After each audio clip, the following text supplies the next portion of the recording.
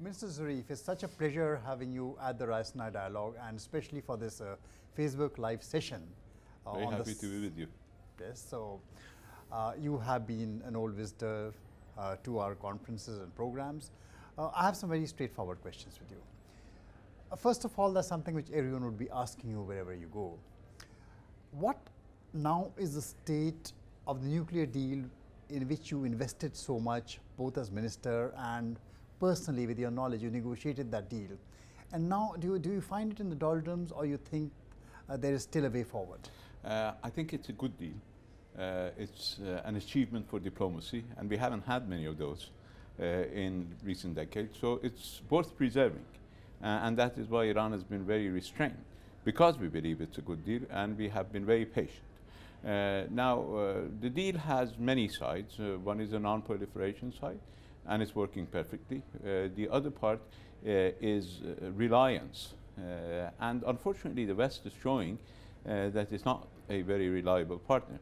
The United States first did not implement the deal in good faith to begin with, and then decided abruptly to withdraw from the deal. And unfortunately, the Europeans, in spite of their political commitments and verbal commitments, have not been able to carry out their part of the bargain. Now, they're promising us that they'll be coming up with the solution, and we are not waiting for them. We are working with our friends, with our traditional partners like India, like Russia, China, mostly in our own immediate neighborhood, and we're moving forward. Of course, it's not been a good indication for the Iranian people that, as I said, West is a reliable partner. So you are clubbing the entire West together, or are you seeing that there is definitely a dissonance between the US and Europe? Oh, of course there is. Yeah. Of course there is. The United States has been blatant in violation of a deal that it worked out itself. Europe claims that it considers the deal as a security understanding for it, of security significance for it, but it's not willing to make the necessary investment for the security deal, believing that its gains can be made without much sacrifice. I don't think that is a pertinent understanding. There was a talk about a special purpose vehicle being set up, a SPV, which could allow, because of the US control over banks, companies not being able to do business with Iran. So there was talk of a SPV coming in, and has there been some progress on that SPV? Well, we don't know. The Europeans are telling us that it will be operationalized very soon. That has taken them 7 months. I believe that has been far too long. We understand the amount of pressure that the United States is imposing illegally, and we understand that the Europeans have been trying to use various mechanisms in order to evade that pressure, or in order to somehow redress the problem. But at the end of the day, our friends in Europe must realize that they cannot swim without getting wet.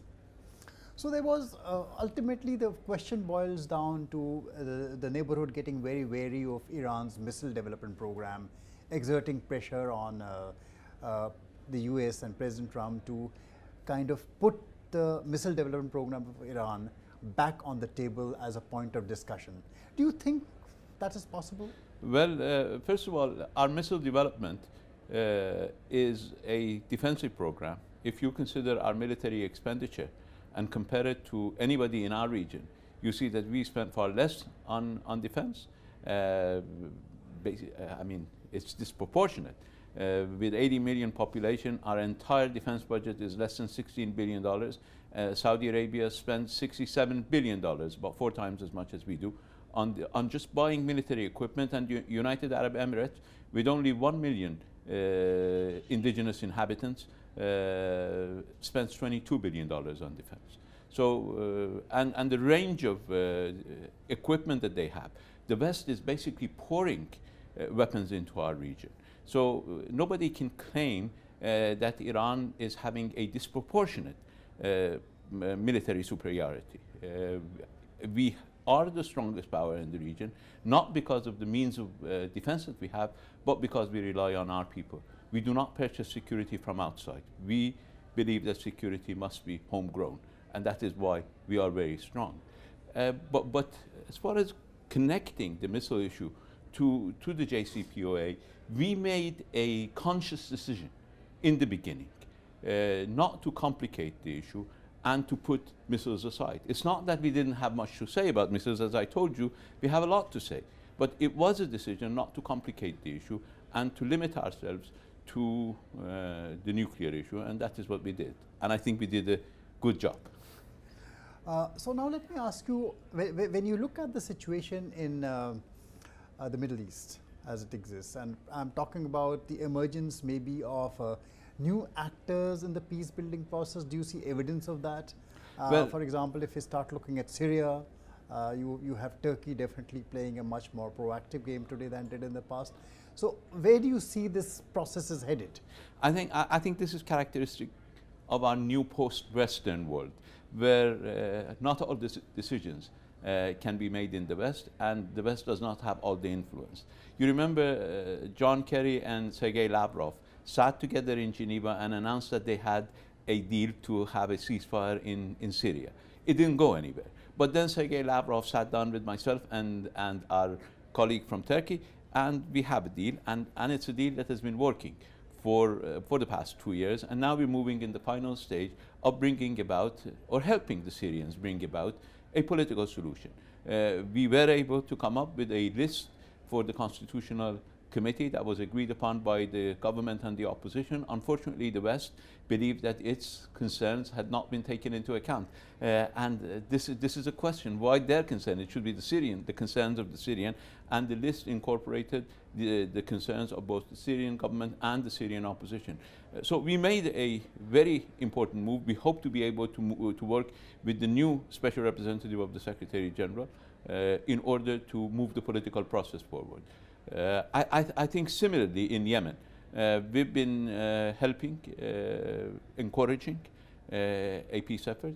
We suggested a peace offer a few days after the war broke out in Yemen, and I believe right now, after hundreds of thousands of innocent people becoming victims of this brutal war, they're coming back to the same proposal that we made 4 years ago. Finally, you have problems to your west, you have problems to your east. The same question, Afghanistan.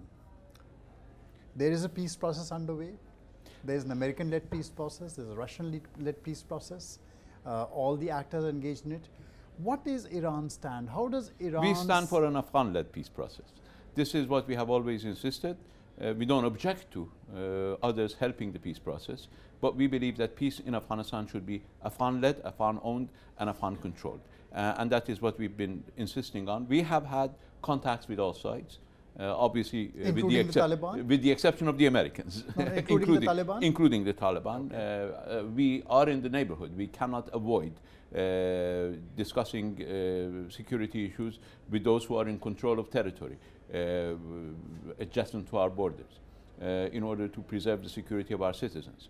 But we started official dialogue with the Taliban with the aim of encouraging them to engage with the government. Of course, they have their own position on the need for U.S. withdrawal, and which we don't disagree with, but we believe that that should not be a condition for Afghans to sit together. We believe that Afghans should sit together, and in the meantime, everybody should insist on the fact that presence of foreign forces in territory of others is inherently destabilizing. Thank you so much, Mr. Zarif, for being here with us. It's been a pleasure talking to you, and I hope to see you again and again at the Raisina Dialogues. Thank you so much. It's been good to be with you.